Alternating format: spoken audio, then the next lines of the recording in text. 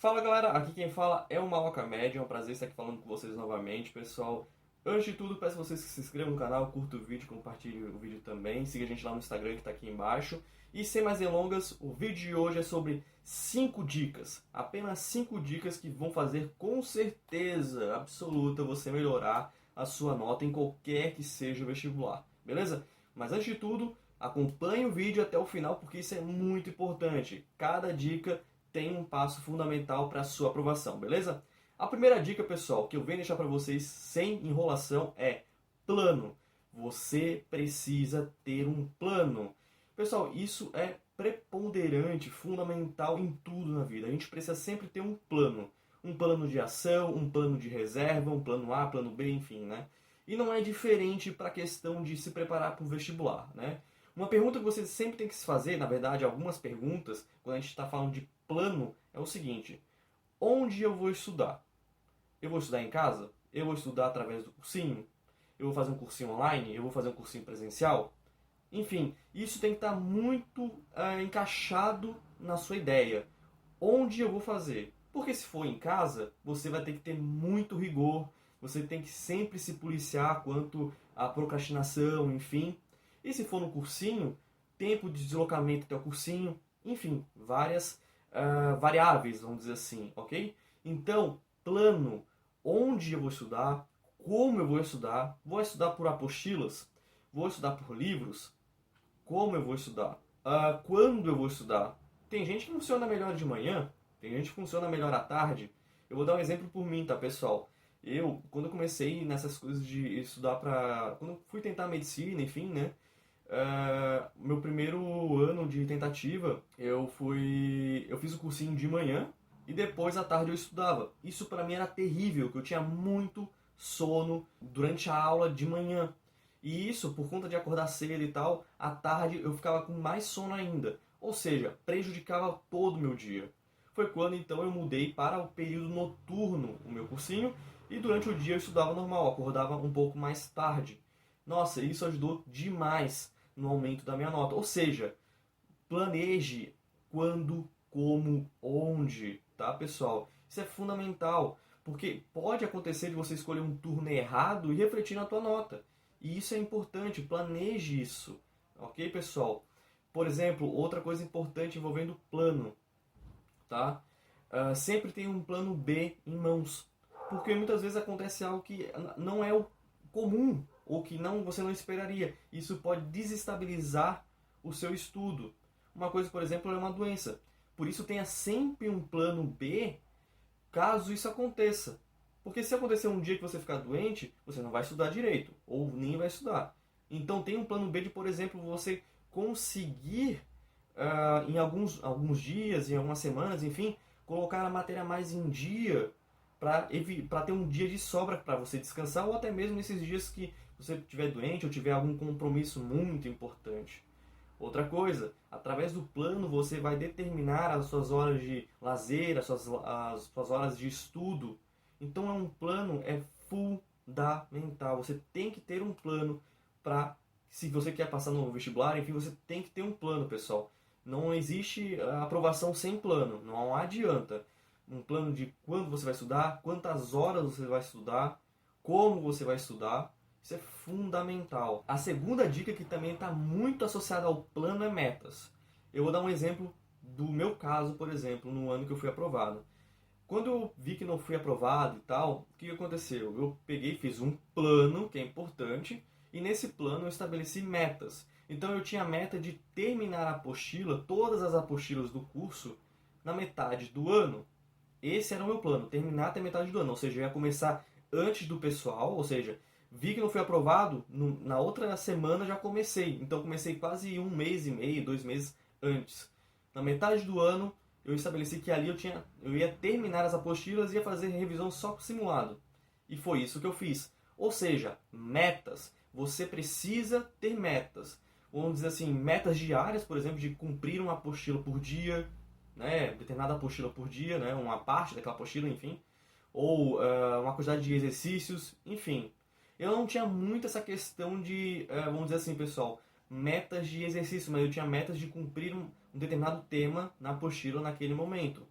Claro, pessoal, não adianta você fazer correndo temas para cumprir naquele dia e fazer tudo de má vontade ou metade, enfim. Faça de maneira correta, cumpra aquele objetivo. Tinha matérias, por exemplo, que eu tinha muita dificuldade, que eu precisava de 2 dias para terminar aquele determinado tema, enfim.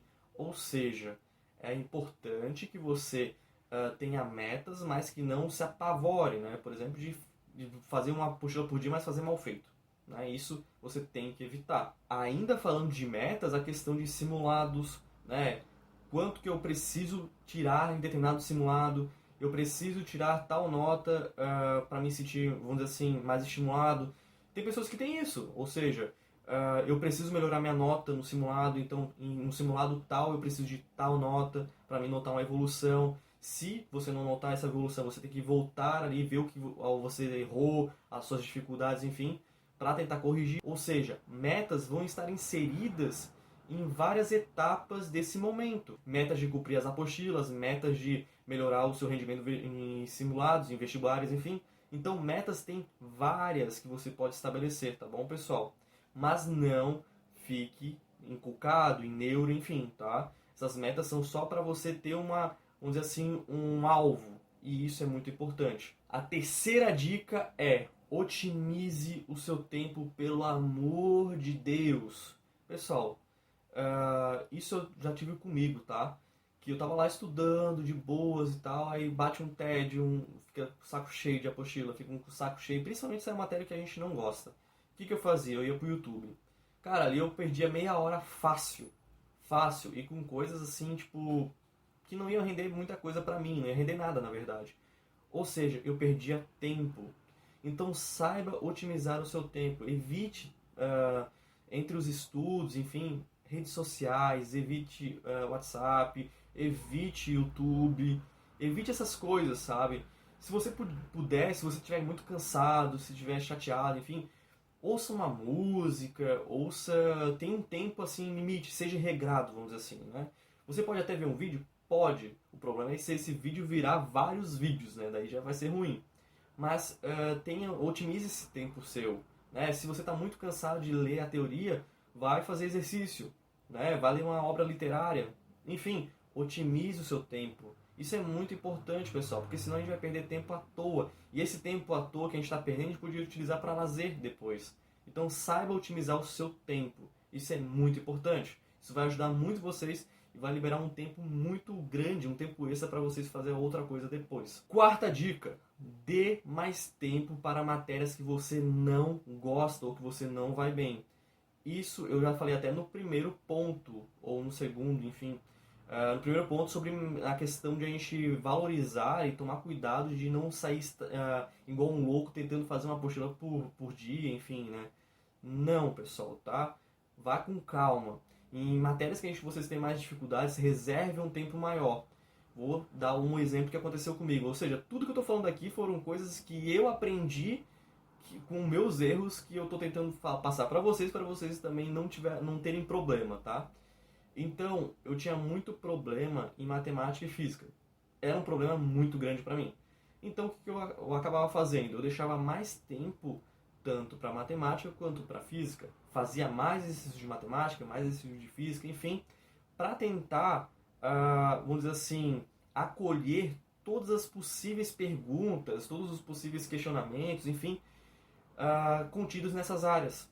Porque geralmente os vestibulares, eles sempre seguem uma mesma linha de raciocínio, enfim, então muitas vezes os exercícios são repetidos, só mudam a história, só mudam um pouco a história, mudam um pouco os valores, mas são repetidos, as formas, os encaixes, o manejo desse exercício é praticamente o mesmo de muitos vestibulares em si, tá? Então é importante que você faça bastante exercícios, deixe um tempo maior para essas matérias mais difíceis, mais complicadas. Isso é fundamental também, tá, pessoal?